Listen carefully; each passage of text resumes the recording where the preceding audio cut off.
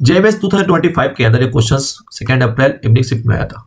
इस क्वेश्चन के अंदर थोड़ा सा ट्विस्ट था, बट बच्चे ने उसको कैच नहीं कर पाए। इसमें क्वेश्चन के अंदर जो दिया है, चार्ज दिया है, करंट दिया, permeability of the vacuum mu not they दिया और पूछा है quantity has dimension. Quantity has पूछा है, डायमेंशन ऑफ द मोमेंटम।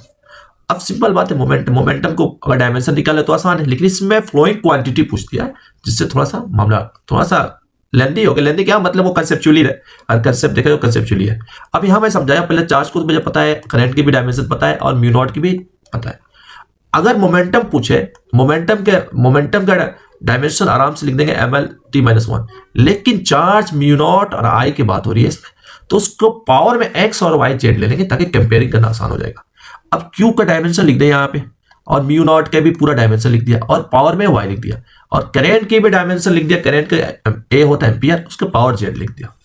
अब यहाँ पर सिंप्लीफिकेशन करने के बाद ये पूरे लिखेंगे, या मोमेंटम का डायमेंशन लिखने के बाद इस साइड में जब आएंगे तो इस साइड में आएगा ml और t और a के पावर कुछ भी नहीं है, यहाँ सिर्फ अगर बात करें तो -2 और मल्टीप्लाई करेंगे तो 2i, तो -2i लिख दिया, और यहाँ z है z लिख दिया, और यहाँ x से मल्टीप्लाई तो x प्लस x, a के पूरा लिख दिया। t के भी सेम वैसे ही काम करेंगे, ठीक है। -2m y से मल्टीप्लाई -2y यहाँ लिखेंगे, और t यहाँ पर x के साथ है तो x लिखे, यानी x -2y लिख दिया। सेम कहानी l पर कोई पावर नहीं, 1 है तो y से मल्टीप्लाई तो y हो जाएगा, और m पर कुछ भी नहीं है तो my लिख देंगे।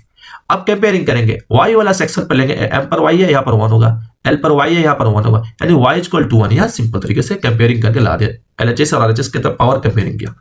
सेम कहानी उसके पास t के ऊपर x -2i, यहाँ पर t के पावर -y है, यानी x -2i लिखकर -y लिख दिया। इक्वेशन यहाँ से एक बन गया।